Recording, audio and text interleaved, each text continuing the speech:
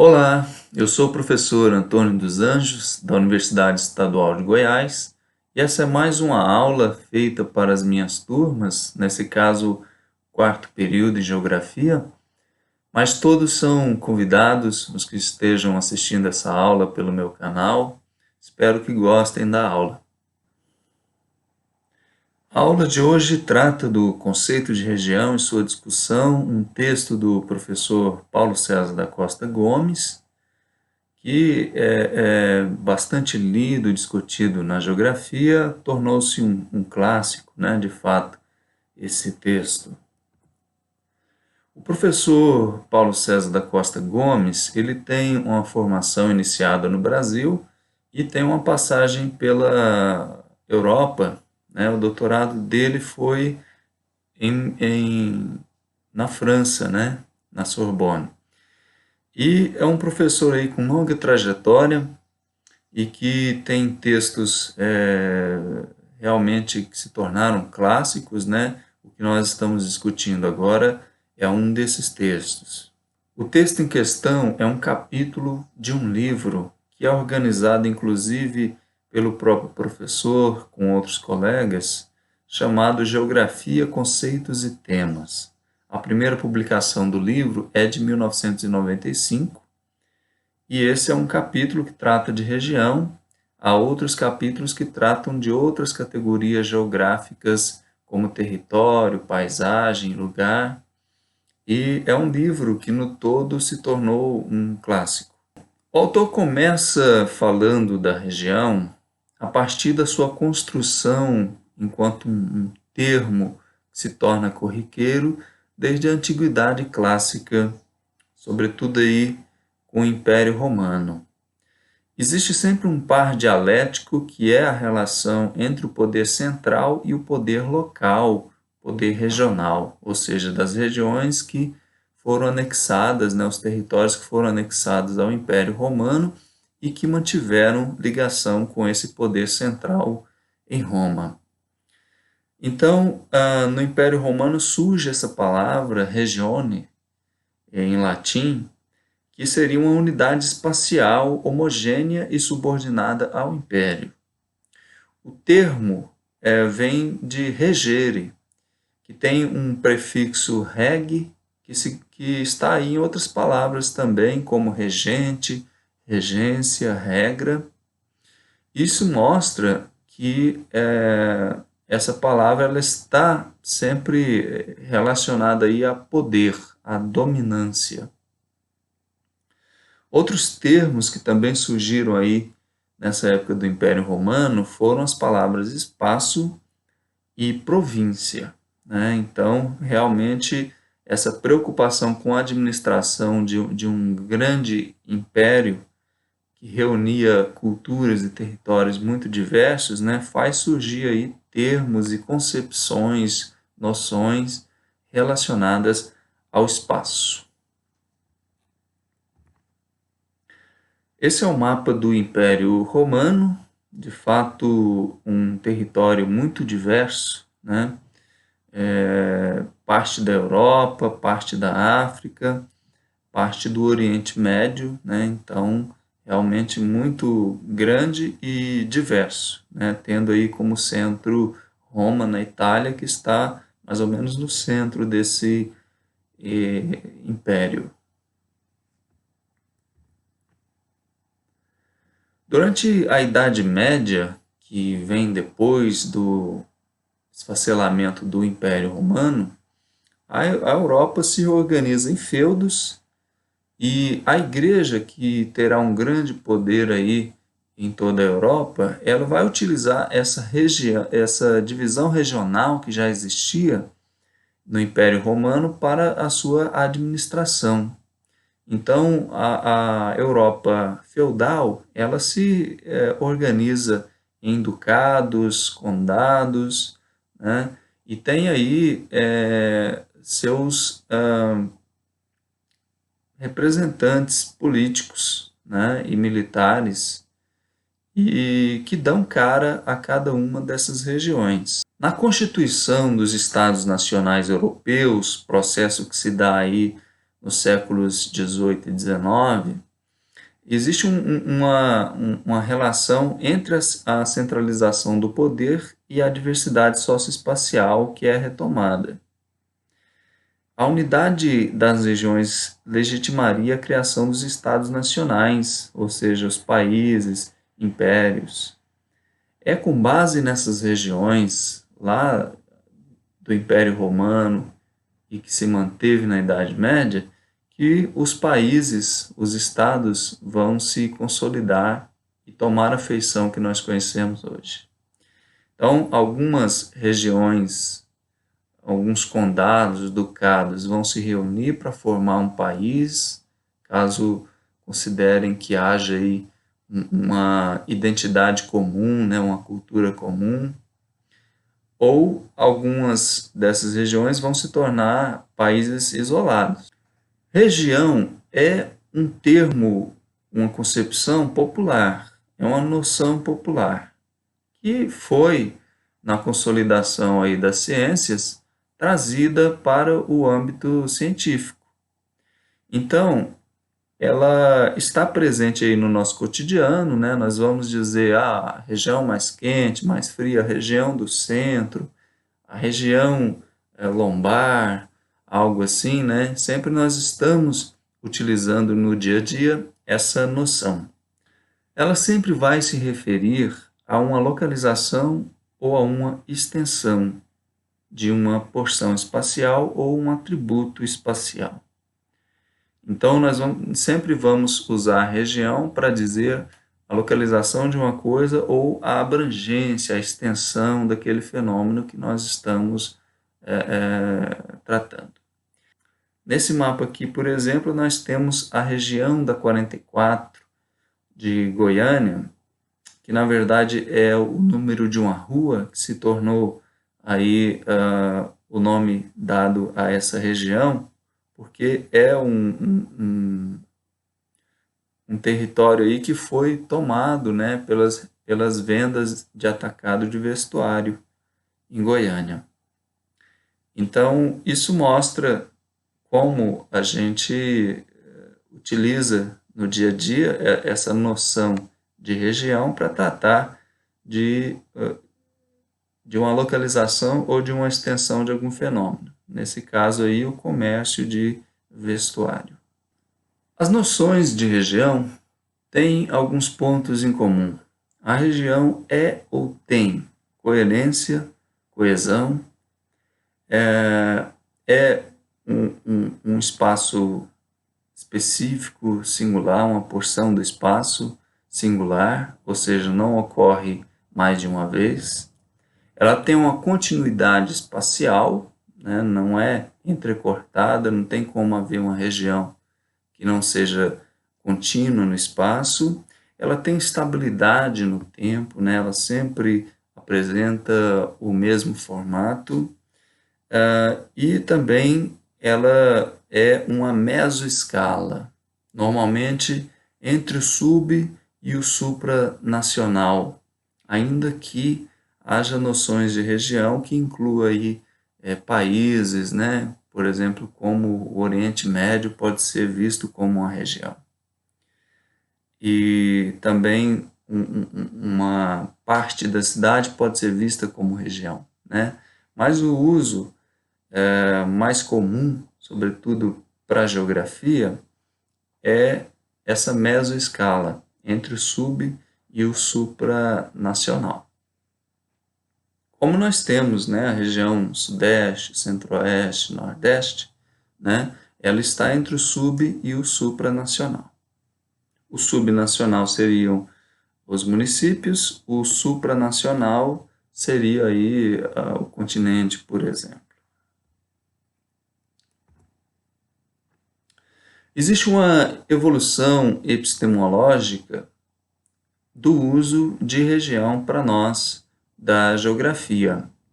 A região ela é uma noção popular que passa a ser usada como conceito em algumas disciplinas, como a biologia, a geologia, a botânica, e a geografia vai também utilizar esse conceito de região.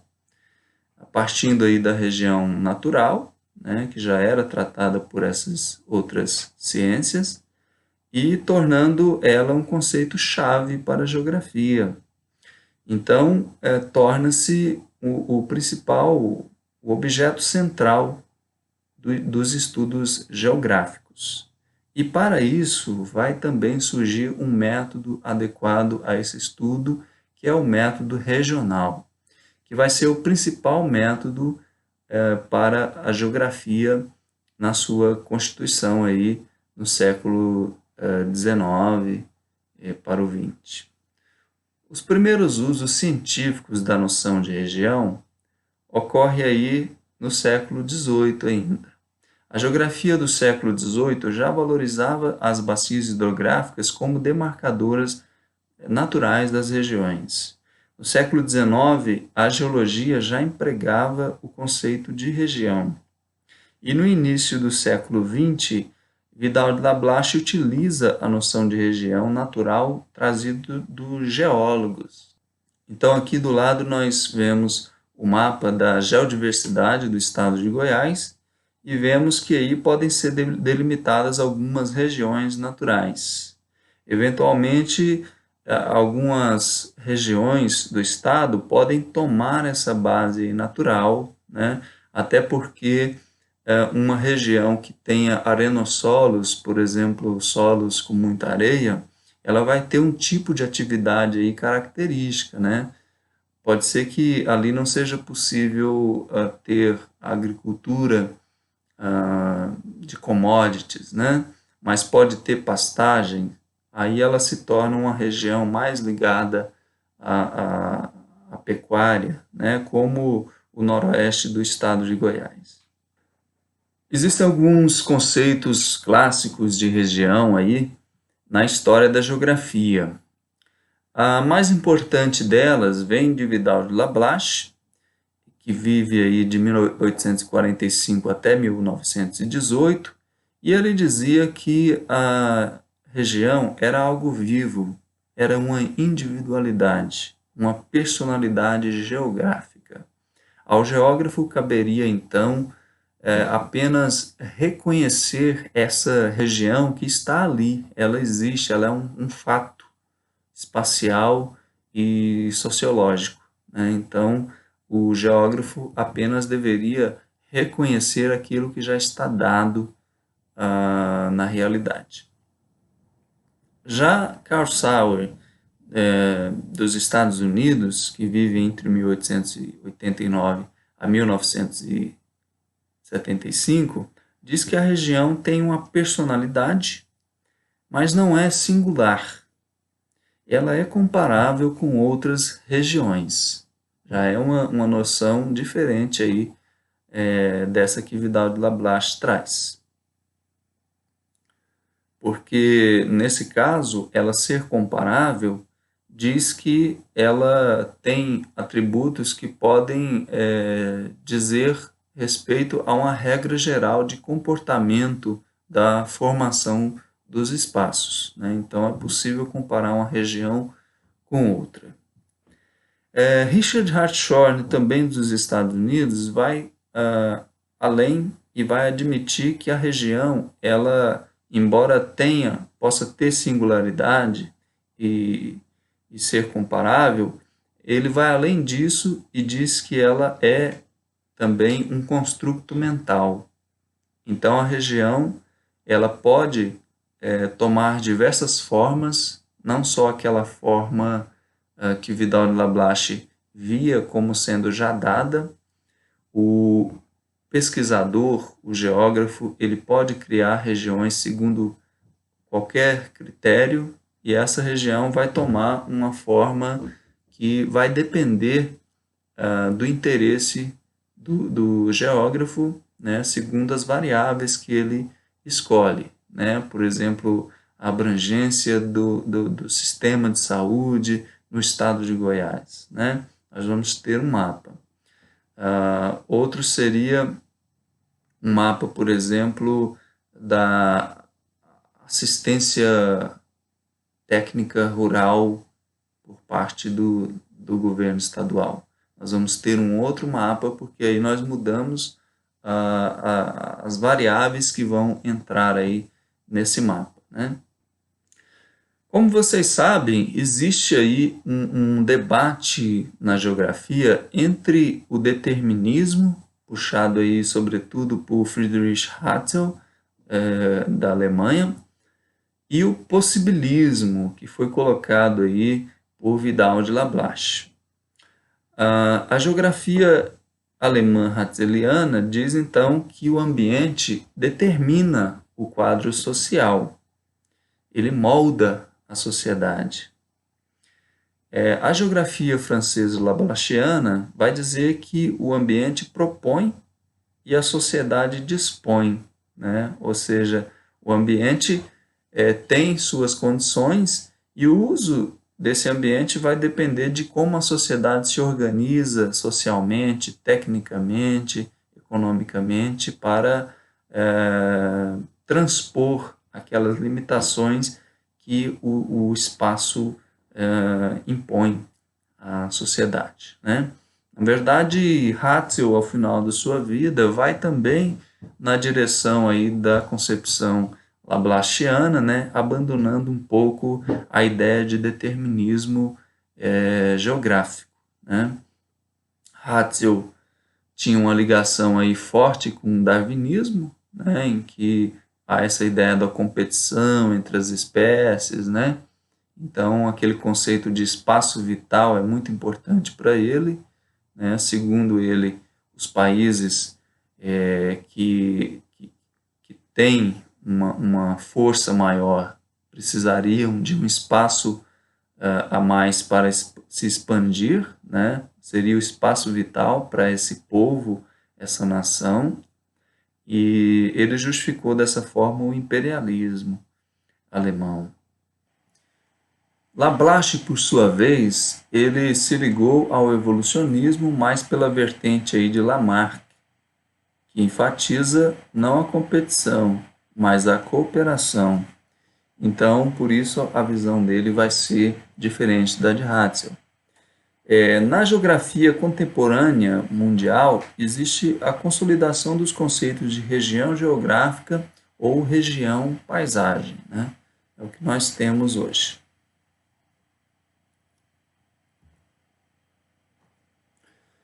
As monografias regionais lablachianas tiveram bastante sucesso e foram também aí copiadas por muitos países, né? Também a Alemanha, que foi um outro grande ninho, né, da geografia, o nascedouro da geografia, também se dedicou a fazer as monografias regionais. Elas foram, então, propostas pela geografia francesa no início do século XX.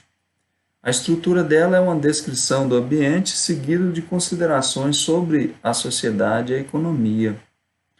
Uma região é uma unidade socioespacial singular, delimitada por um elemento natural no qual se desenvolve um modo de vida ou gênero de vida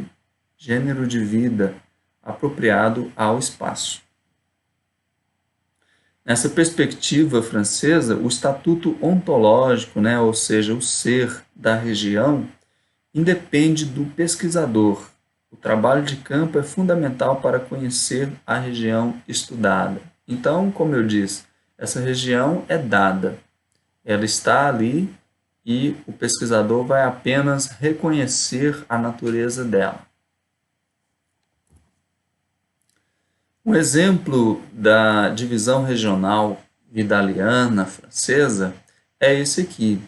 Aqui nós temos no mapa 1A as regiões pedológicas, né, ou seja, de solo. Existe um solo A e um solo B. No mapa 1B, nós temos as regiões climáticas. Então, nós temos um clima D e um clima C. No mapa 1C, nós temos as regiões de vegetação. Então, existe uma vegetação de tipo E e uma vegetação de tipo F. No mapa 1D, nós temos as regiões etnolinguísticas.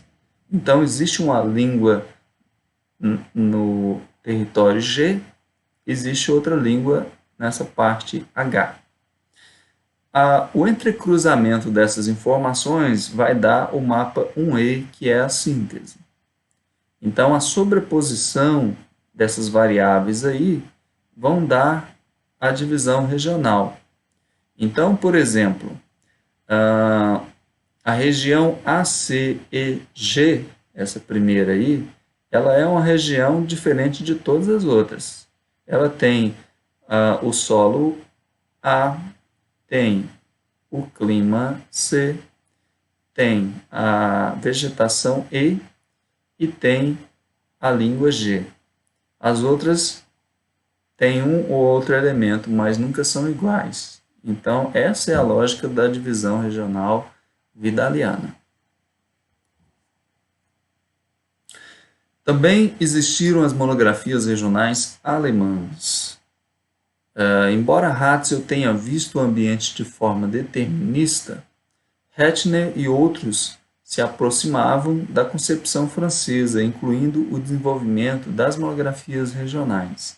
O Alfred Hettner foi um importante geógrafo da escola alemã, né, e valorizou bastante as monografias regionais. Para Hettner, o estudo do espaço e das regiões pertence ao campo das ciências do espírito, ciências ideográficas, que usa o método corológico. Já indo aqui para o final desse slide, vou explicar essas palavras. Ídio significa algo que é próprio, né? Ídio vem do grego ídios, significa próprio, individual, particular. Então, a região, ela é particular, ela é singular, ela não ocorre de mesma forma em uma outra localidade.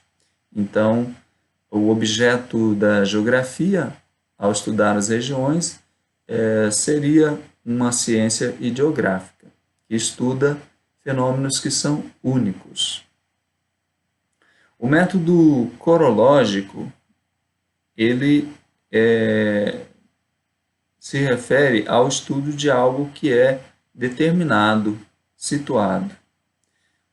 Coro vem do grego coros, que significa sítio determinado, lugar determinado. E nomo vem de norma no grego, né? Então, aquilo que por norma se comporta como um lugar determinado e delimitado. Nesse caso, a região, né? Ela tem uma natureza que é delimitada no espaço. O princípio da diferenciação de áreas conduz ao estabelecimento do conhecimento regional como produto supremo do conhecimento geográfico. Através da região, a geografia garantiria um objeto próprio, um método específico e uma interface particular entre a consideração dos fenômenos físicos e humanos combinados e considerados em suas diferenças locais. Então, a vantagem de a geografia trabalhar com as regiões seria ela ter um objeto de estudo próprio e também um método específico relacionado ao tratamento das regiões. Resolveria alguns problemas aí para a consolidação da geografia enquanto ciência. Para a passagem Schluter, também aí alemães, as regiões deveriam ser estudadas dentro de um esquema lógico de padrões genéticos e funcionais, segundo os estudos nomotéticos. Os estudos nomotéticos, eles, como a palavra é nomo, significa que eles estão relacionados a uma norma, a uma lei, ao que é geral, ou seja, a comparação dos objetos. Nesse caso, a comparação de uma região com um grupo ao qual ela tem feições semelhantes, né? Então, haveria a possibilidade de comparação entre as regiões. Então, isso vai ser uma característica mais forte na geografia alemã do que na Francesa, né? Essa possibilidade aí de criação de leis sobre o comportamento desse objeto que são as regiões. E aí nós temos Hartshorne, nos Estados Unidos, e uma contribuição que foi muito importante para o debate da geografia, para a sua consolidação enquanto ciência, e a evolução aí da discussão sobre seus métodos e seu objeto de estudo. A obra magna de Hartshorne foi referência na discussão sobre o método geográfico por 2 décadas, ou seja, de 39, quando The Nature of Geography é publicado, até 1959. O método regional, ou seja, o ponto de vista da geografia de procurar na distribuição espacial dos fenômenos a caracterização de unidades regionais, é a particularidade que identifica e diferencia a geografia das demais regiões. Então, Hartshorne vai dosar aí bastante a contribuição da Alemanha e da França, né, criando uma proposta aí para a geografia. Hartshorne valoriza a posição de Hattner, de que a região é o objeto específico da geografia e o método regional seu procedimento científico característico. Mas Hartshorne vai além e coloca a região como um construto intelectual. A região é um produto mental, uma forma de ver o espaço que coloca em evidência os fundamentos da organização diferenciada do espaço. Então, a Hartshorne vai aí nessa contribuição do Schluter, do Passage, de que a geografia pode, sim, determinar leis de comportamento desse objeto que ela estuda, que são as regiões, né? Não apenas estudar a região como algo único, mas possibilitar a comparação entre elas. Para Hartshorne, a região deveria ser estudada tanto pela perspectiva ideográfica, como um objeto único, singular, como nomotética, aquela que geraria as leis de comportamento dos objetos estudados. Ressaltando-se, então, a primeira, né? Ou seja, tomando a região, sobretudo, como algo que tem uma singularidade marcante. A região é, ao mesmo tempo, o campo empírico de observação e o campo de verificação das relações gerais. Então, ele vai para esse meio termo aí. Por isso, a valorização da sua obra, da sua proposta. Aqui coloquei só um mapa ilustrativo, né, do Japão com as suas regiões aí. E aí nós temos um período que se abre aí com o pós-guerra, que é o nascimento da nova geografia, também chamada geografia teorética ou geografia quantitativa. No período do pós-guerra até meados da década de 1970, o mundo se caracterizou pela expansão capitalista e o modelo americano, né, de vida, o American Way of Life, o sonho americano, né, de sucesso profissional, enriquecimento.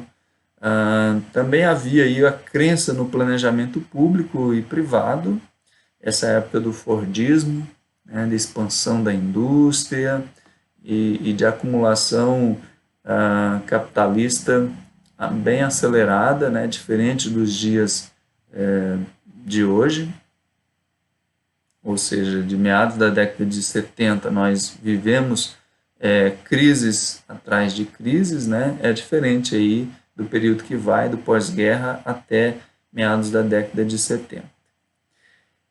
Nesse período aí, do auge do capitalismo, podemos dizer assim, existia a crença na isenção política do trabalho técnico, né? Ou seja, os cientistas, os técnicos, eles poderiam ter uma isenção política, coisa que hoje já não se acredita muito. Não existe trabalho que não se posicione politicamente.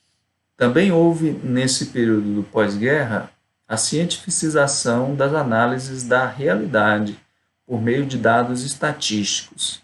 Então, os números, a matemática, a estatística foi aí a base para diversas ciências e mesmo ciências que haviam nascido negando um pouco essa influência da matemática, elas tiveram essa guinada, como foi o caso da geografia, né? Então, o positivismo, ou seja, a análise lógica cartesiana, ela foi tomada aí como a única base que as ciências poderiam adotar. E a geografia foi nesse sentido, então. Na nova geografia, a região foi tratada de uma forma diferente daquela da geografia clássica. A geografia clássica sofreu uma dura crítica a partir da década de 1950. A adoção da região como objeto e o método regional idiosincrático foram os pontos de maior divergência. Nos trabalhos desses críticos, o objeto de estudo da geografia deixa de ser a região e passa a ser o espaço. O método deixa de ser o regional, monográfico, tornando-se a análise lógica, como nas demais ciências. O estabelecimento de regiões passa a ser uma técnica da geografia, um meio para a demonstração de uma hipótese e não mais um produto final do trabalho de pesquisa. Regionalizar passa a ser a tarefa de dividir o espaço segundo diferentes critérios que são devidamente explicitados e que variam segundo as intenções explicativas de cada trabalho. Então, uma mudança substancial aí na concepção do que é fazer geografia, do que é a ciência geográfica e do que é o objeto de estudo da geografia.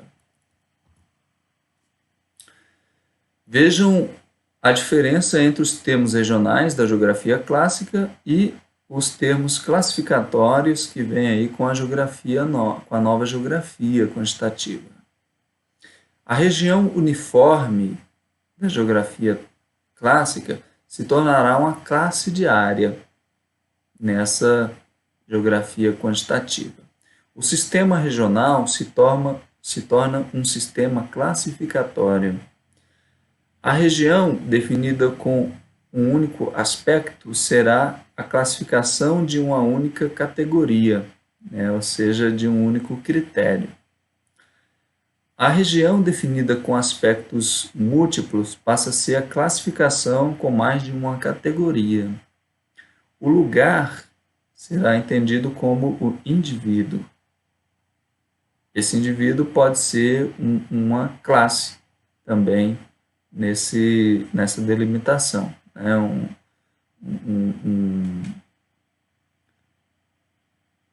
Uma classe delimitada segundo um único critério. Os elementos da geografia nas regiões serão as características diferenciadoras nessa nova ciência. Os elementos da geografia serão as características diferenciadoras nesse novo método. A geografia regional seria, então, a atenção focalizada em classes de área. O core da região, que seria aí, né, a delimitação da região, seriam indivíduos. O core da região, que seria aí na geografia clássica aquele núcleo da região, será, no novo método, indivíduos modais e indivíduos similares.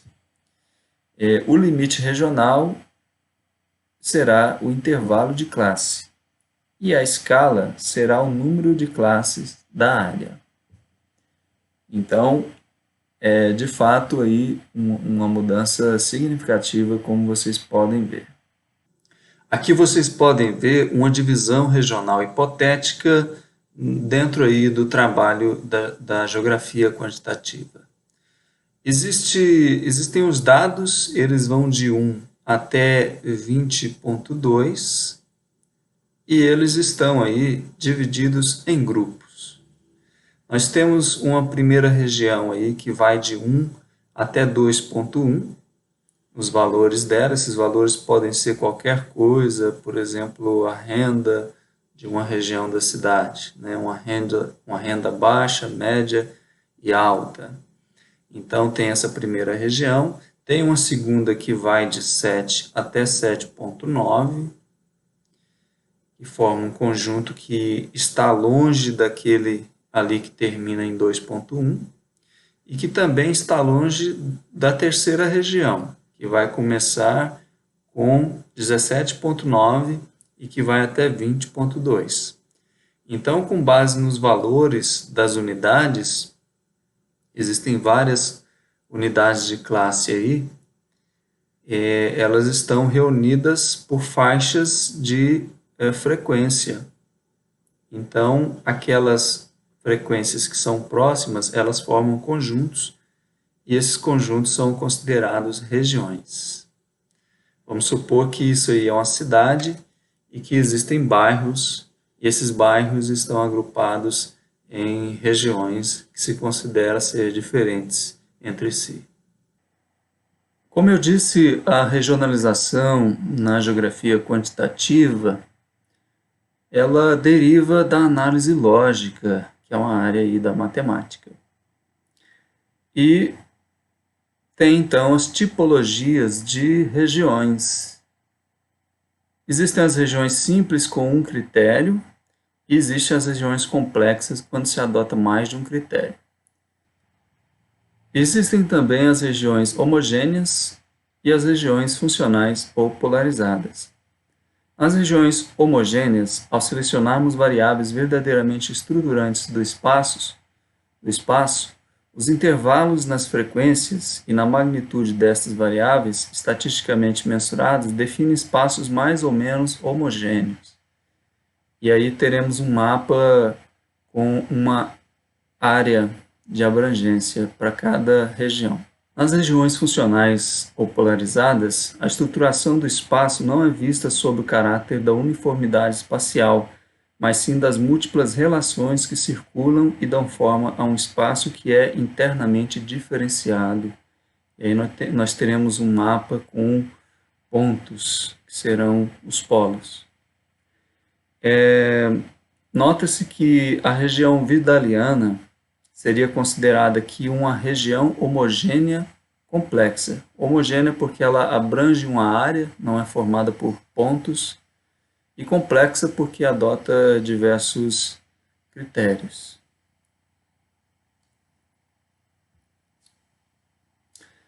Aqui é um exemplo do produto que se tem utilizando a geografia quantitativa para regionalizar.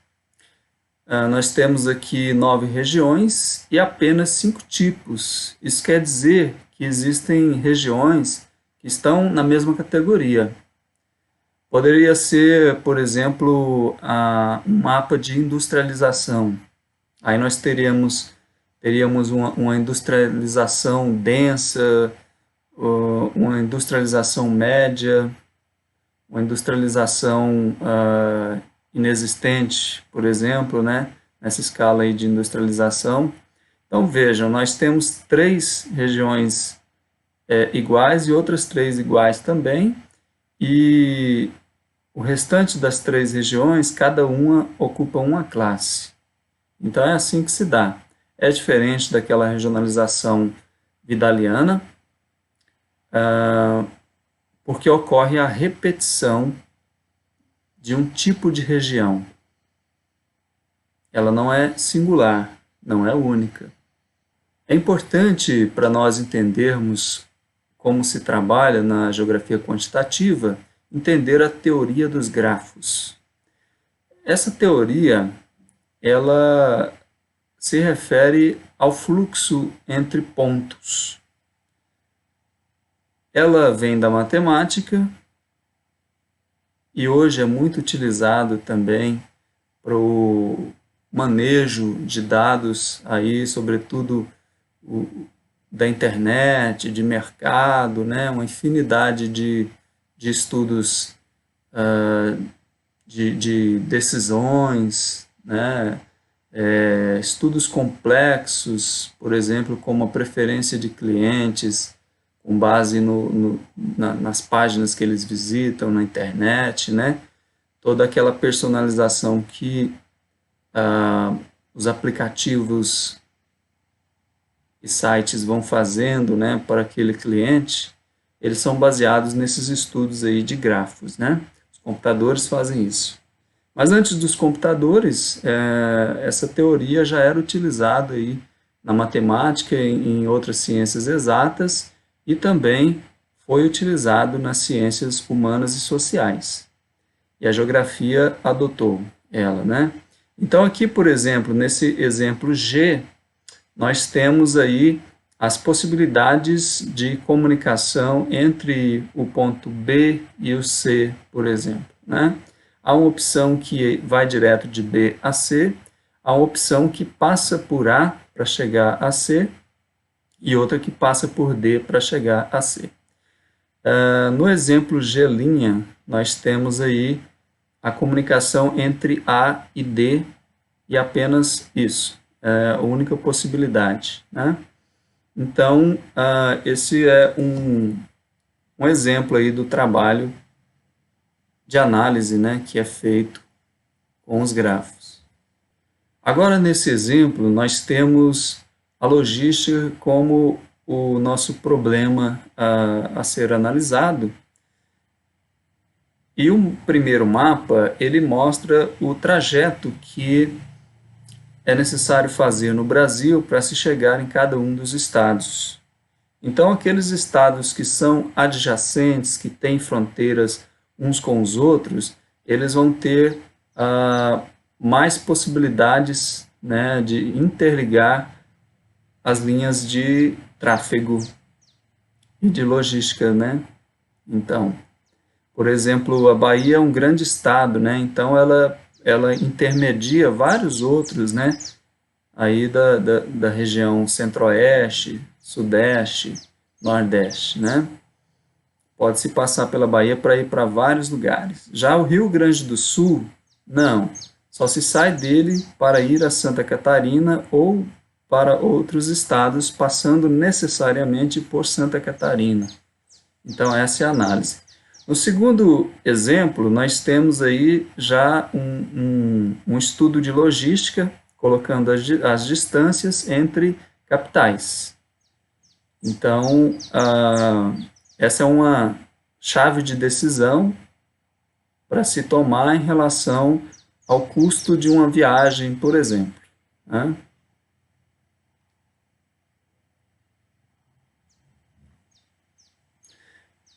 Essa figura aqui, ela representa o produto de um mapeamento com base na teoria dos grafos. E eu não sei exatamente do que se trata, peguei na internet, existem vários exemplos, né? Mas o fato é que esses aí são pontos de fluxo, né? Então vejam que o ponto lilás, ele tem dominância, hegemonia no lado norte aí desse mapa. Enquanto mais ao sul, a dominância dele é menor. Então, esse é o tipo de análise que é feita. Esse é um mapa resultante aí dessas análises. Seria um tipo de um gráfico, né, que mostraria a totalidade aí dos fluxos existentes entre pontos. As análises sociais também podem ser analisadas por meio de grafos. Nesse caso aqui, é uma chave de decisão para a organização de dados sociais. Então, envolve aqui nível de escolaridade, localização, né, a longitude, latitude, e a classe social, né? Então, são dados sociais e vai gerar aí uma tabela, pode gerar um gráfico também com esses dados. As análises espaciais continuam sendo feitas por meio de grafos automatizados por computadores. Aqui, por exemplo, o tratamento de uma imagem do satélite Aster para detectar áreas florestais e não florestais, segundo a sua categoria de uso, né? Então, dará um mapa de uso e ocupação do solo nessas categorias que nós temos aí abaixo, né? Campos de altitude, agropecuária, florestas umbrófilas, de 3 tipos diferentes.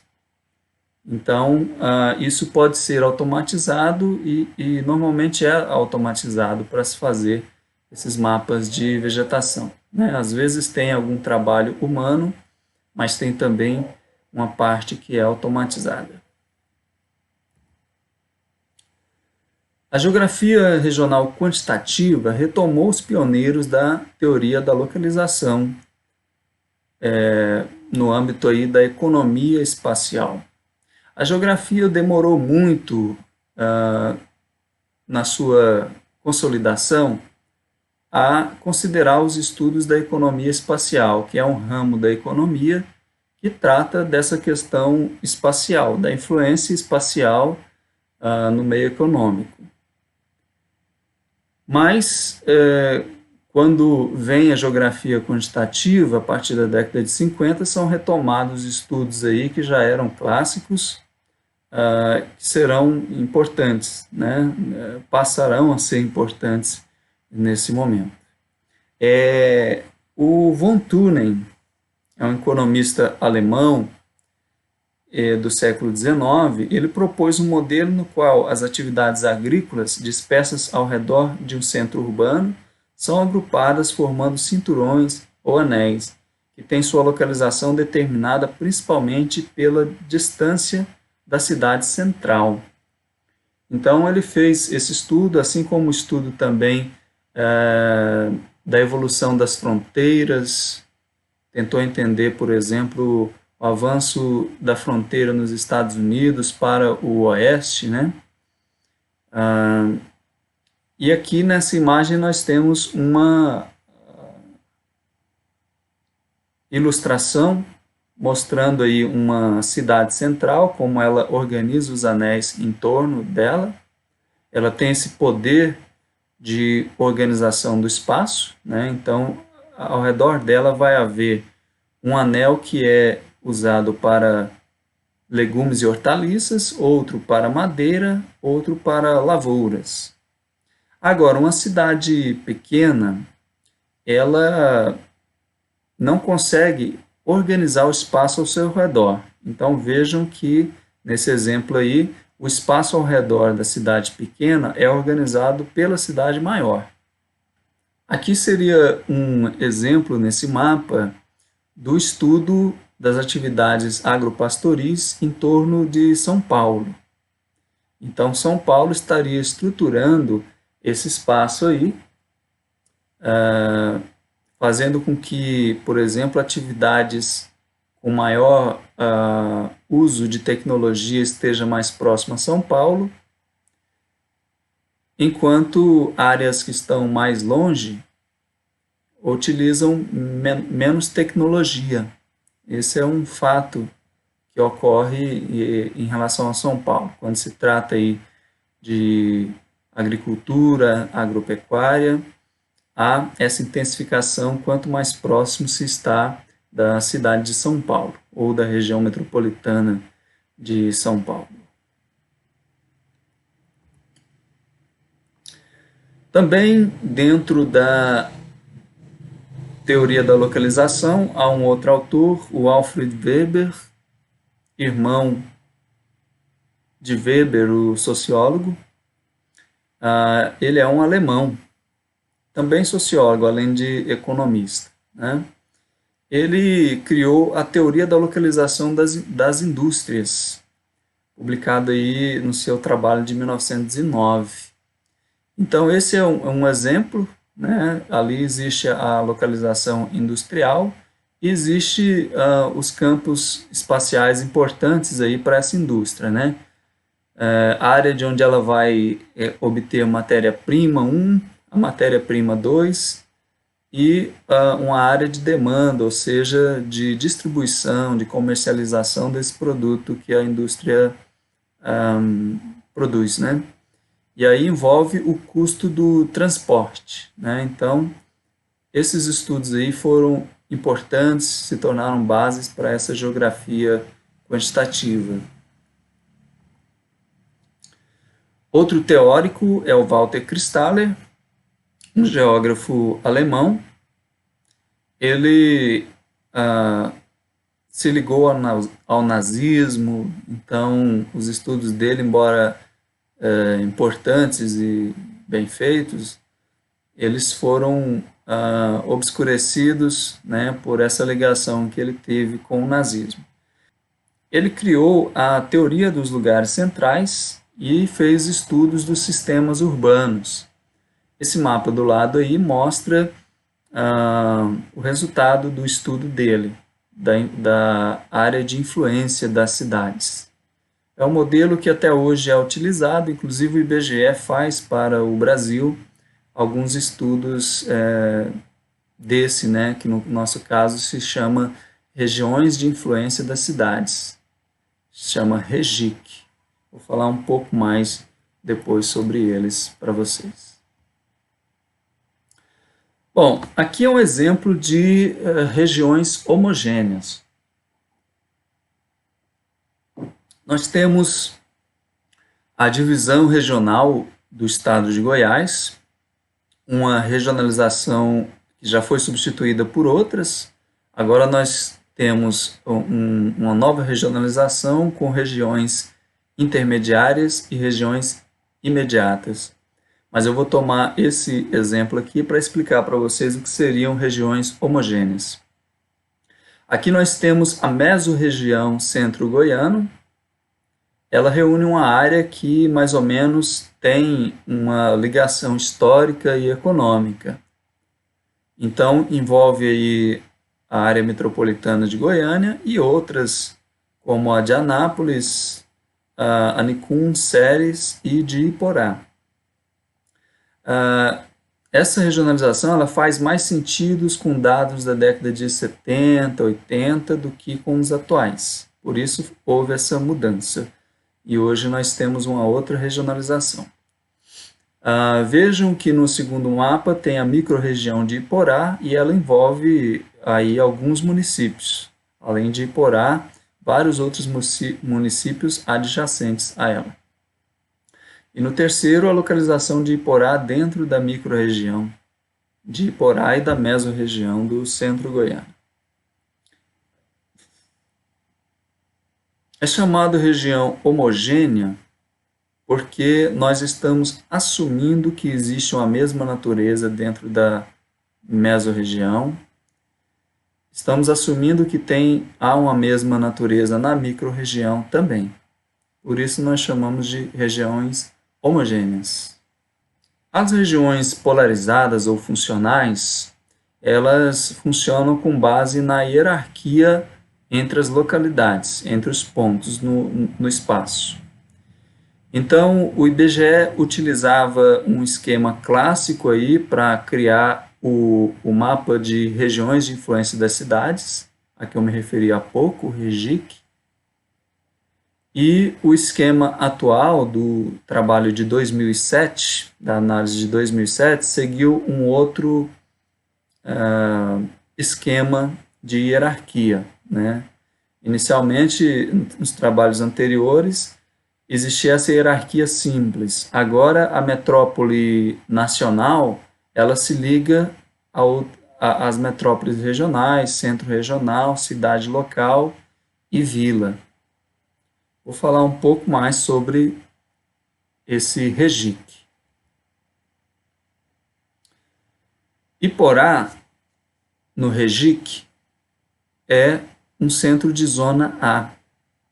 Está no nível de outros municípios, como Caldas Novas, Catalão, Ceres, Goiás, Jataí. Ou seja, são cidades que organizam um pequeno número de cidades adjacentes, que estão ali fazendo fronteira com o mesmo município, ou que têm uma ligação econômica importante, né? Então, são cidades que vão ter os hospitais, universidades, comércio acessados por pessoas de outros municípios.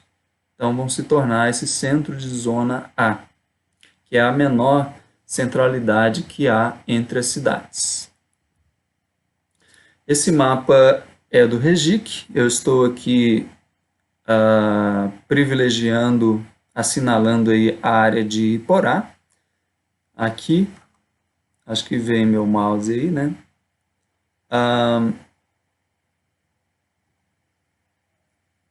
Então, esse é o mapa sintético das relações que há entre as principais cidades do estado de Goiás, e vejam que Iporá é importante aí para esse oeste goiano, né? Na verdade, quando se fala oeste goiano, é uma nomenclatura popular. Não existe uma região chamada oeste goiano, considerando-se aí o trabalho do IBGE. Nós estamos na microrregião de Iporá, na regionalização antiga, e na regionalização de 2018, nós estamos na região imediata de Iporá, que faz parte da região intermediária de São Luís de Montes Belos. Então, aqui um zoom mostrando as ligações aí. Sofremos influência de Goiânia, assim como todas as outras localidades importantes do estado. Bom, aqui aparece Iporá também como um centro de gestão do território. Isso aqui quer dizer que, por exemplo, algumas regionais de administração pública e privada estarão aqui em Iporá. Então, aqui nós temos, por exemplo, um escritório da Unimed, que é regional, nós temos um escritório regional da Agrodefesa, nós temos uma unidade dos Correios, uma unidade do VaptVupt, e isso mostra, então, a importância que Iporá assume aí, nesse espaço em redor do município. Bom, aqui mostra também que Iporá faz parte da ligação que Barra tem com o estado de Goiás. E Iporá também é rota, né, para Barra, então nesse mapa aí colocou-se Iporá também, tá vendo? Existe uma ligação direta de Goiânia com Barra do Garças, mas existe uma ligação importante de Iporá com Barra do Garças também. Os destinos dos transportes coletivos mostra Iporá aí sendo importante também, não só porque há a rodoviária, que é algo importante, mas porque existe um grande fluxo também de pessoas que vêm, né, acessar os serviços de saúde, de educação, acessar o comércio de Iporá. A origem dos insumos de produção agropecuária também coloca Iporá aí como um município muito importante. De fato, nós temos aqui um comércio pujante, né, nessa área de produtos agropecuários que servem esses municípios aí que estão próximos. O destino da produção agropecuária também mostra aí alguma relevância de Iporá. O destino da produção agropecuária também dá destaque aí a Iporá. Isso quer dizer que há comercialização da produção agropecuária em Iporá. Ou seja, o armazenamento, né, a venda posterior desses produtos ocorre em Iporá. Deslocamentos para serviços de saúde. Nós temos vários hospitais particulares aqui e eles servem, então, a população de Iporá, mas também a população de outras cidades. Deslocamento para cursos superiores. A UEG já é antiga em Iporá, tem a faculdade de Iporá também, a FAI, e recentemente o IF Goiano, né? Então, isso torna Iporá bastante importante em relação à formação universitária. Esse mapa de Goiás, ele mostra aí, basicamente e sobretudo, as cidades que têm unidades da UEG, aí no interior, né? Goiânia, Rio Verde, Anápolis, Brasília terão aí algumas faculdades particulares. Mas o interior, sobretudo, é a presença da UEG. E isso mostra a importância da universidade, né, para que a população do interior do estado tenha esse acesso à formação universitária. Deslocamento para compras, como eu já reforcei em outros slides, né, é bastante importante também. Aqui um esquema da hierarquia urbana. Goiânia está aí influenciando todas essas localidades. Vejam que nessa última linha aqui existe influência direta de Goiânia a Iporá e depois de Iporá a influência para esses municípios que fazem parte da microrregião. Vamos retomar agora alguns acontecimentos básicos para se entender a história da geografia, para nós continuarmos a falar da geografia crítica e do seu proceder na regionalização. Bom, então, ocorreram algumas coisas no mundo e no Brasil que eu estou colocando aqui nesse quadro lado a lado para nós entendermos. A geografia no mundo, enquanto estava aí se desenvolvendo com Humboldt, Ritter, ou seja, os pioneiros da geografia, no Brasil ainda não tínhamos universidades. Então, o que houve aqui no Brasil foi a vinda de comitivas científicas europeias, né? Da França, da Áustria e outros países. Sobretudo aí com a vinda da família imperial, houve abertura dos portos, né? Do ponto de vista econômico, mas também do ponto de vista científico. Hatzel vive aí da segunda metade do século XIX e no Brasil nós tivemos a criação do Instituto Histórico e Geográfico do Brasil em 1838. Já é aí algo aproximado da geografia, ainda que não tenha uma natureza acadêmica puramente, né? E de 1890 a 1950, há o estabelecimento das escolas nacionais, sobretudo alemã, francesa e estadunidense.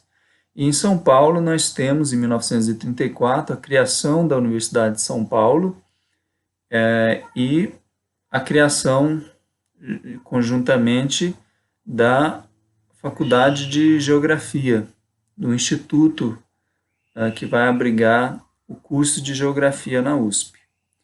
Em 1936, tem-se também a criação do IBGE, então um marco importante aí. De 1950 a 1970, está se desenvolvendo no mundo a geografia quantitativa, teorética.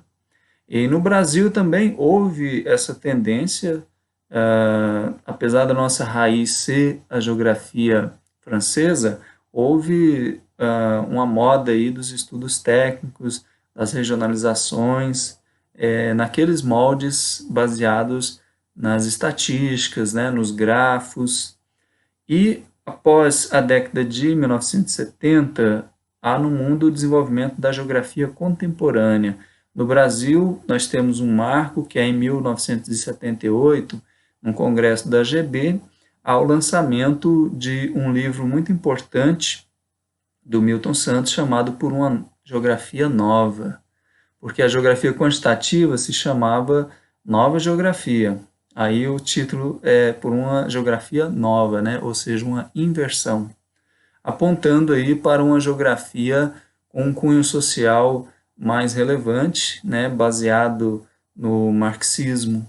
Isso vai ser importante no mundo e no Brasil também, assim como outras correntes da geografia cultural, humanística, também fará sucesso aqui no Brasil.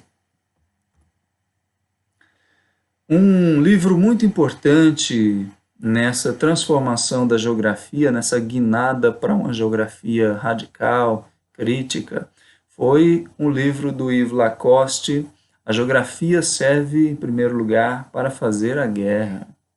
Nesse livro, ele retrata como a história da geografia foi a história de uma ciência que se colocou ao serviço de governos totalitários e como ela embasou guerras, imperialismos, a pilhagem de países como a África, por exemplo, a Ásia, né? Então, ele coloca uma preocupação que é a seguinte: os geógrafos eles não podem deixar de pensar no papel político que seus estudos têm e o efeito disso na realidade. Então, é papel do geógrafo pensar sobre o alcance e o limite do seu trabalho do ponto de vista social, político e se colocar aí em favor de um mundo mais justo, de um mundo que negue um pouco da lógica perversa do capitalismo que tem jogado nas sarjetas, na miséria, uma grande parte da população mundial. Então, a geografia não poderia, segundo Lacoste, prosseguir nesse caminho de fechar os olhos para a realidade social. Milton Santos, com o golpe de 64, ele é obrigado a sair do Brasil e passa por diversas universidades na Europa e em outros países de fora da Europa, e é um grande estudioso, muito respeitado, e traz para o Brasil, quando ele retorna, uma influência marcante das correntes que estão em voga aí nos países mais avançados. Então, vai ser importante a contribuição de Milton Santos para a renovação da geografia. Ele nos deixou em 2001, talvez o maior geógrafo brasileiro, há quem acredita. Eu sou um dos que acredita que ele foi o maior. Segundo maior, Marcelo Lopes de Souza, ainda vivo, da UFRJ, é o segundo maior.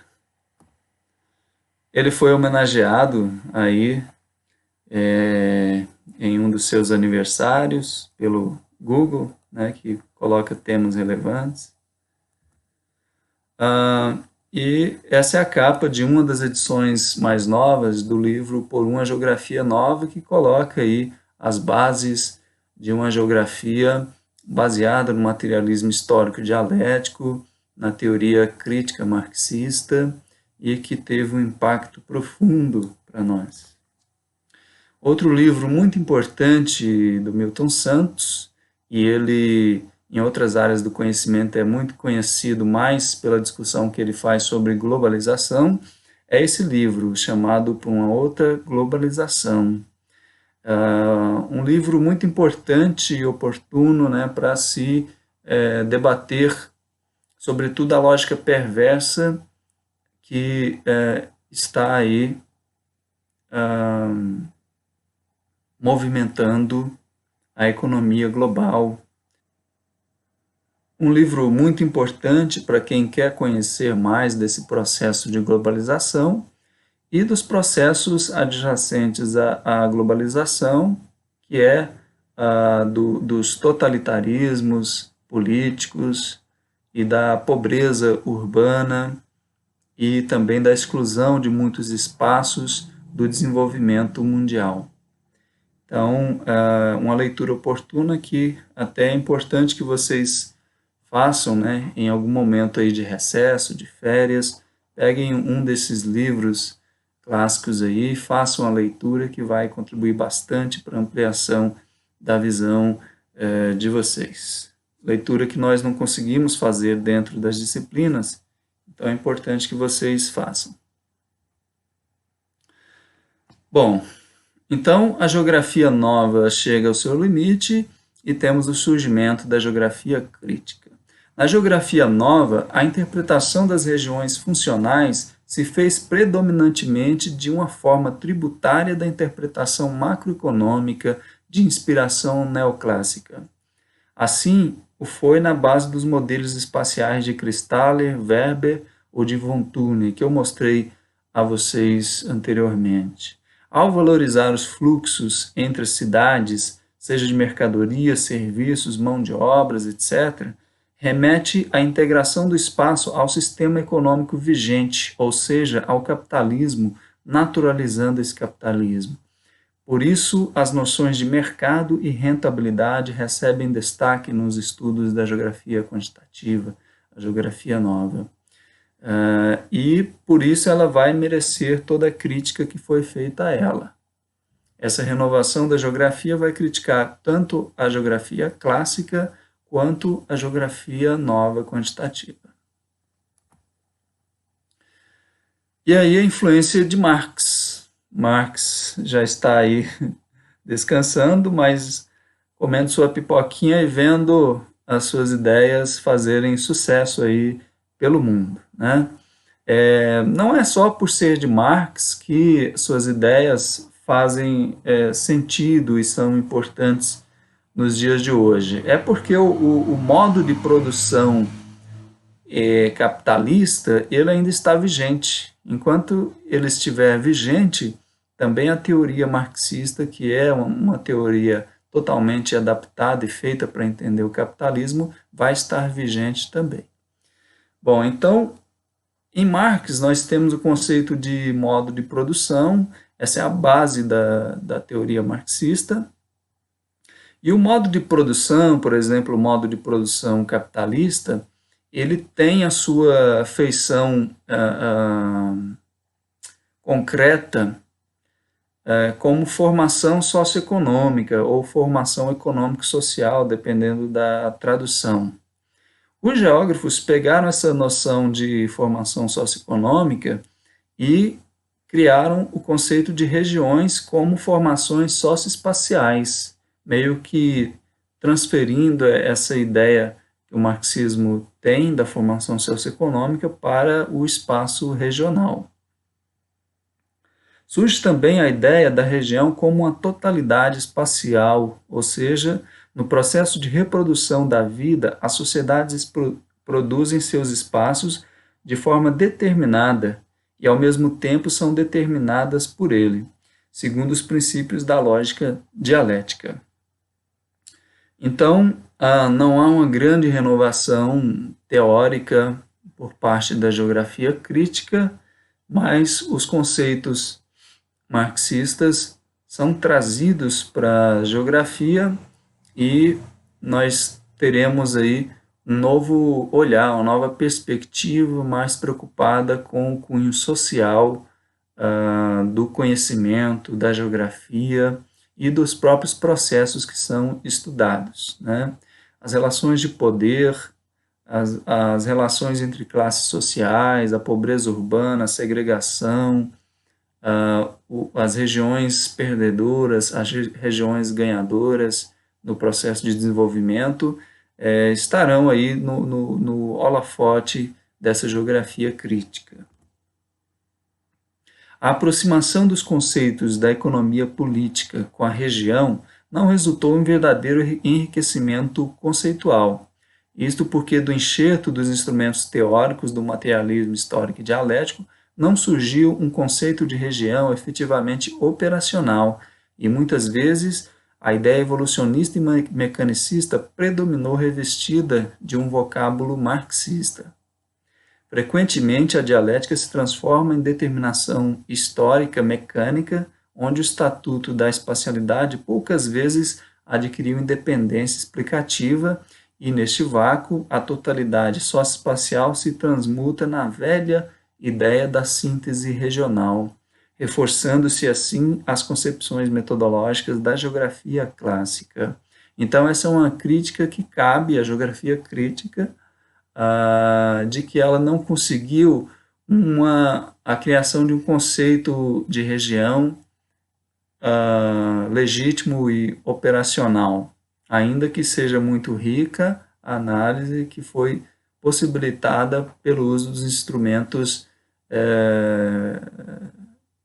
de Marx na geografia.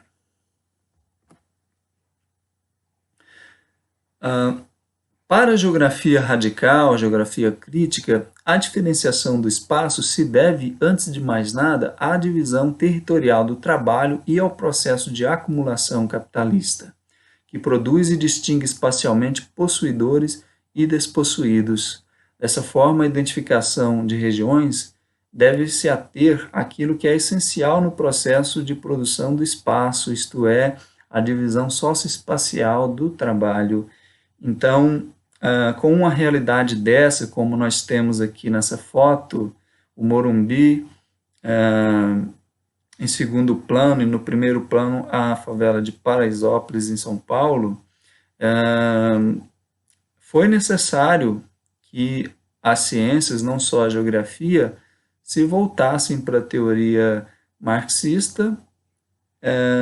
Isso ocorre, então, com a história, sociologia e outras áreas, porque essa divisão entre ricos e pobres no mundo, ela se tornou escandalosa, né?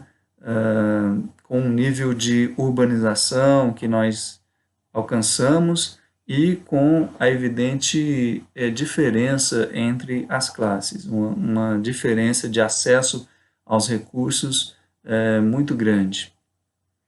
Novas regionalizações foram estabelecidas tendo em vista os diferentes padrões de acumulação, o nível de organização das classes sociais e o desenvolvimento espacial desigual, entre outras análises. A geografia radical preserva muito da metodologia quantitativa, já que também se atenta às determinações econômicas, mas dá menor ênfase aos números, preocupando-se mais com o conteúdo social das análises.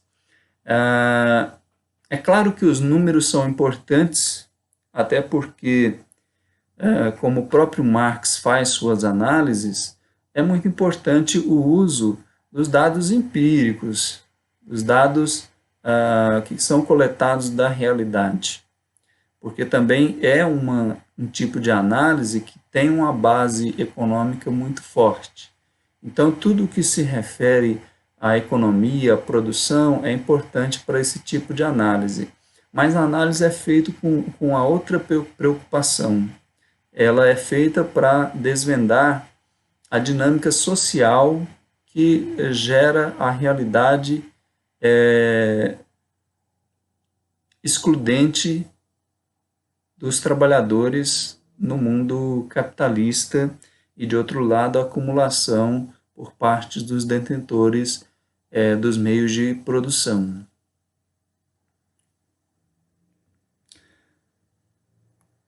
E aí uma dessas preocupações, como essa foto traz aqui, né, é o desemprego. É um tema importante aí para a geografia radical. Falamos geografia radical, geografia crítica, é a mesma coisa, tá? Assim como a geografia quantitativa, teorética ou nova tem também todos esses nomes, a geografia crítico-radical também tem mais de um nome.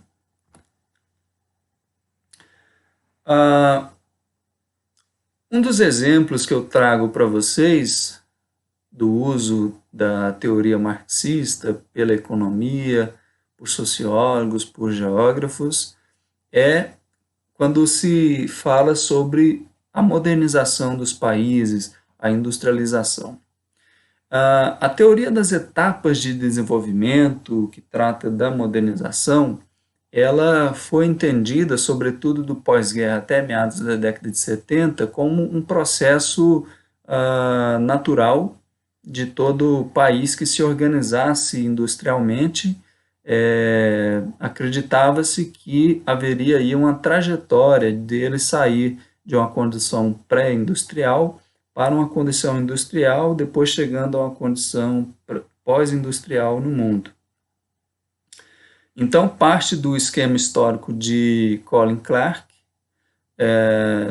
dessas fases de pré-industrial, industrial e pós-industrial, também inclui a teoria das etapas de desenvolvimento de Hostow, dizendo que nem todos os países ou regiões descolariam ao mesmo tempo. Esse descolar é adentrar no processo de desenvolvimento econômico.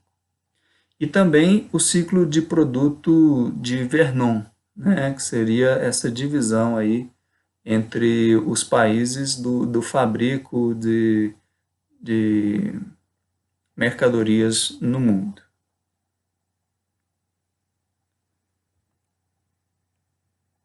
Então vejam que essa teoria assume que qualquer país pode fazer essa trajetória, mas a realidade vai mostrar que muitos países, embora estejam totalmente interligados à economia global, eles não saem daquela condição de exportadores de matéria-prima, muito mal remunerados, né, de exportar produtos com um valor agregado muito baixo. Então, a realidade mostra algo bem diferente dessa teoria das etapas de desenvolvimento. E aí nós temos, então, o surgimento da teoria da dependência, que é baseada na teoria marxista. A CEPAL, que é a Comissão Econômica para a América Latina e Caribe, no início da década de 1970, ela produz um estudo aí que foi adaptado para a condição da América Latina, e houve aí o surgimento de uma teoria que explicou de forma diferente o desenvolvimento global e o papel de cada país na globalização. Essa teoria entende como globalmente estruturada o sistema econômico do mundo, que assumiria aí uma feição centro-periferia. Existiria um centro econômico, tecnológico, científico no mundo e existiria uma periferia nesse sistema econômico global. Aí contribuem teóricos como o Cardoso, né, o Fernando Henrique Cardoso, o Celso Furtado, além de outros, né, como o Slater, o Faleto. Está baseada aí na ideia de uma divisão internacional do trabalho, uma ideia original de Marx. E assume que o desenvolvimento de uns países era o revés do subdesenvolvimento de outros. Ou seja, para uma região do mundo, um grupo de países se desenvolver, é necessário nessa dinâmica global que outras áreas do mundo, outros países sejam pilhados, sejam aí subjugados a um papel secundário nessa economia global.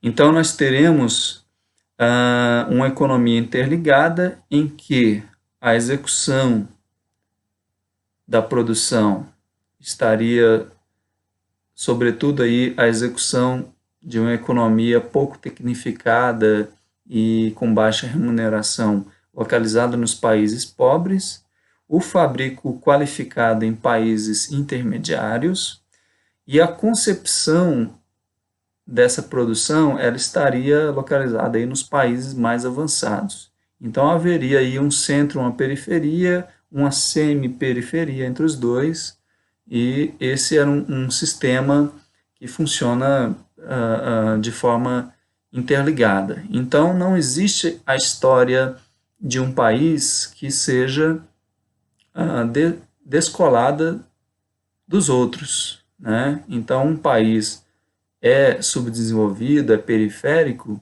porque ele está na periferia de um sistema que é global. E um país que é central, ele também ocupa aí uma ligação com países que estão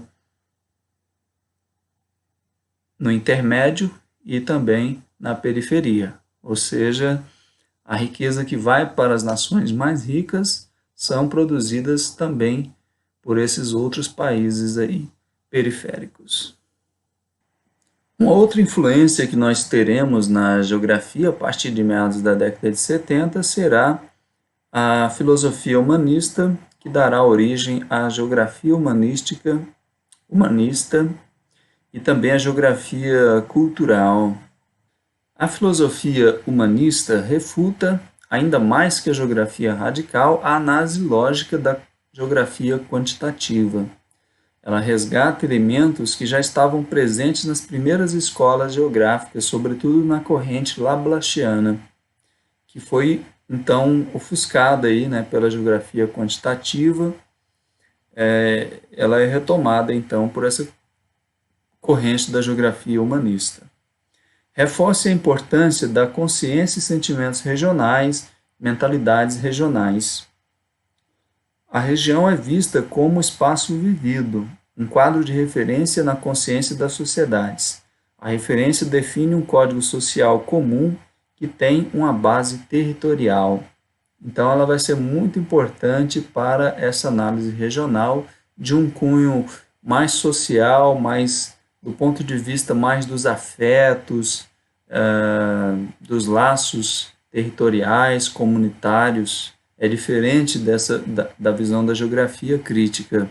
Aqui há uma preocupação humanista, mas, por outro lado, mais psicológico, mais afetivo, mais das relações que se constroem aí no espaço.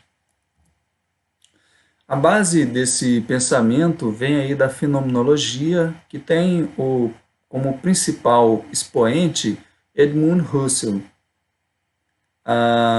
Antes dele tem o Franz Brentano, mas não é tão falado quanto o próprio Husserl. E também tem Martin Heidegger, que é importante aí, foi um discípulo meio rebelde do Husserl, mas o que importa é que essa teoria da fenomenologia ela foi importante aí para o desenvolvimento de diversas áreas, como a psicologia, e um importante filósofo que fez chegar a várias ciências sociais e humanas as ideias da fenomenologia foi o filósofo Jean-Paul Sartre, francês, que influenciou bastante aí os marxistas, mas não só eles. A fenomenologia ela se interessa pela manifestação da realidade enquanto fenômeno da consciência, ou seja, busca entender como ocorre a compreensão da realidade pelos seres humanos. Representa uma resistência à busca da iluminação da metafísica em favor do empirismo lógico, em voga nos séculos XIX e XX. A coisa como fenômeno da consciência, a noema, é a coisa que importa. Para isso, o filósofo coloca o mundo entre parênteses, meio que desconsiderando aí o mundo material, e analisa a experiência apenas na consciência. Uma preocupação importante dessa corrente filosófica é a intencionalidade, que está ligada ao pensamento autêntico, muito utilizado nas ciências humanas. Então, isso vai ser a base aí de uma geografia como a do Ifutuan, que escreveu livros muito importantes para nós geógrafos, livros muito bons de ler. Eu li esse Espaço e Lugar e esse Topofilia, é fenomenal, uma leitura assim que você não quer parar de ler, de tão interessante que é. ele traz um perfil aí psicológico, um perfil da ligação afetiva com o espaço, como é que isso se constrói, né?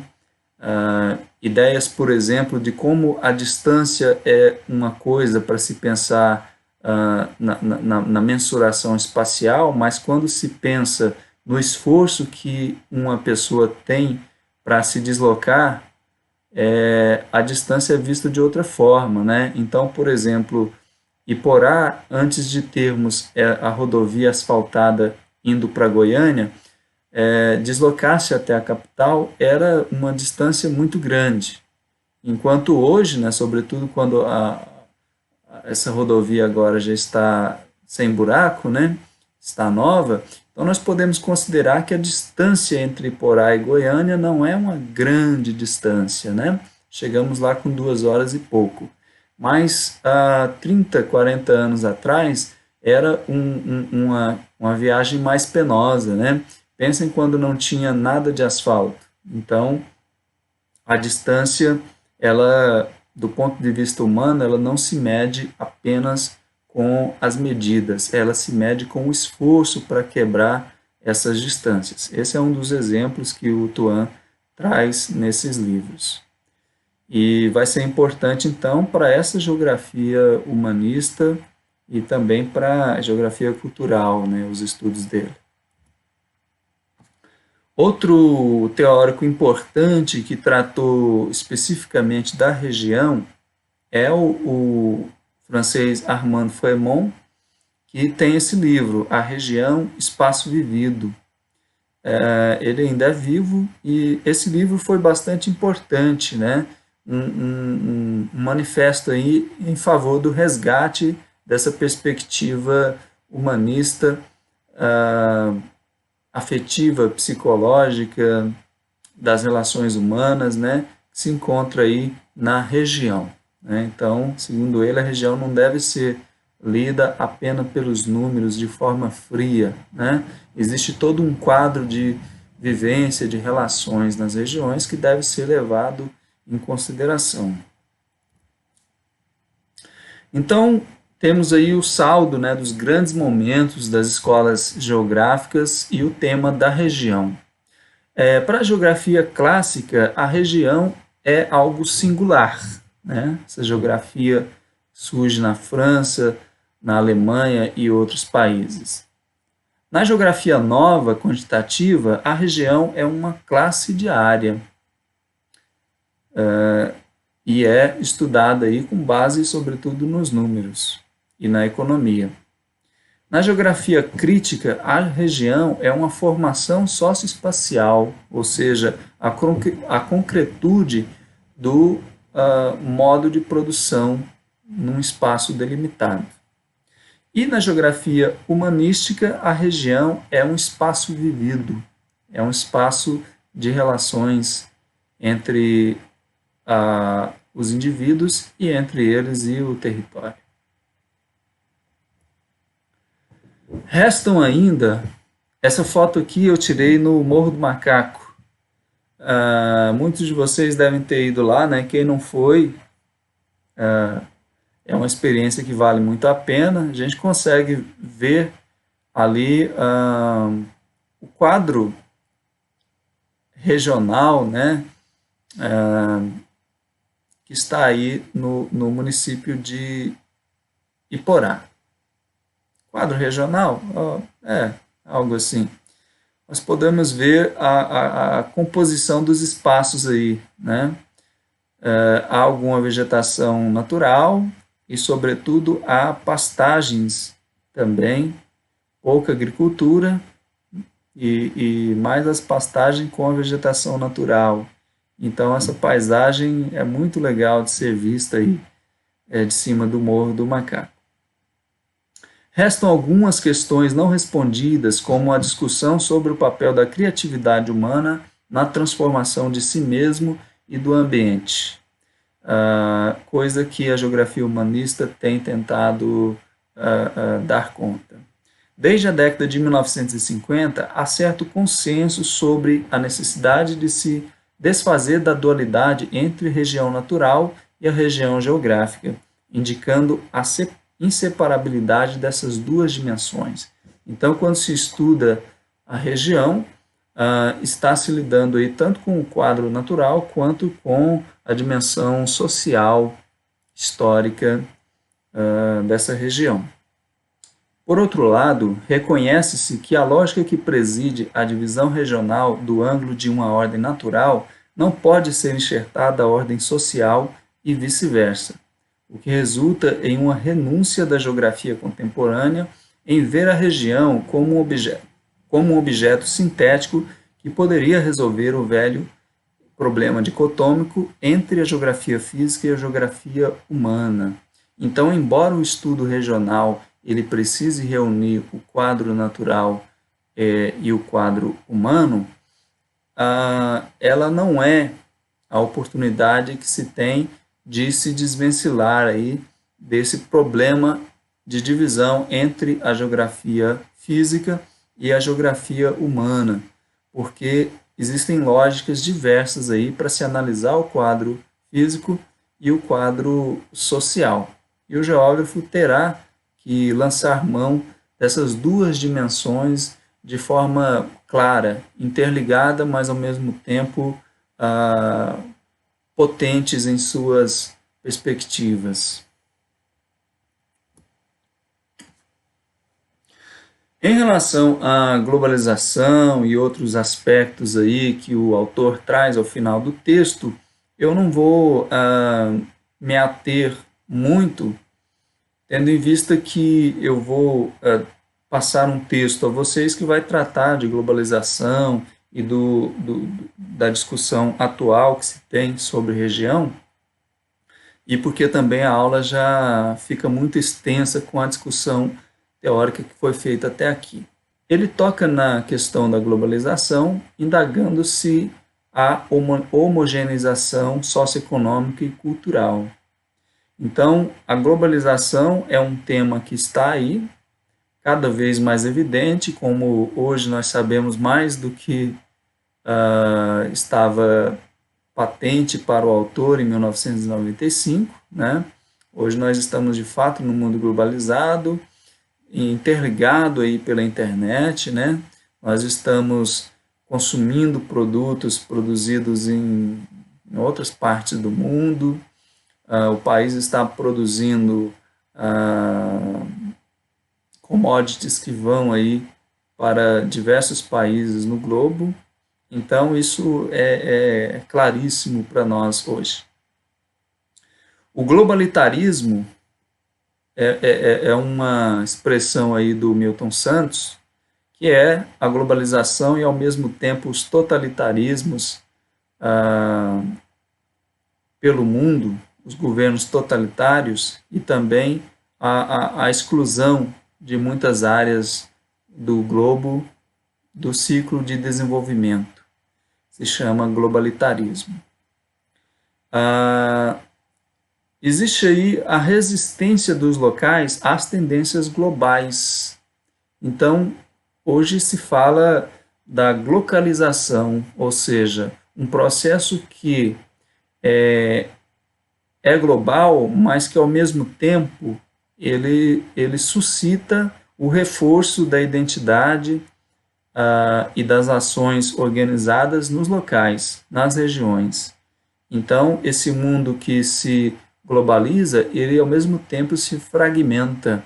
E esses fragmentos muitas vezes são regiões inteiras, né, que se articulam para ter o seu lugar ao sol, ou seja, montar ali uma identidade cultural e mesmo econômica, né, quando há a organização aí de uma região inteira em torno de um produto para se colocar nessa economia global. As regiões passam a ser atuantes politicamente. Cada vez mais, agentes locais estão tendo ações que ultrapassam a sua área territorial, e nós vemos isso no Brasil, por exemplo, com a atração de investimentos internacionais por parte de prefeitos, de estados, né? Então, isso é muito claro. Agora, por exemplo, com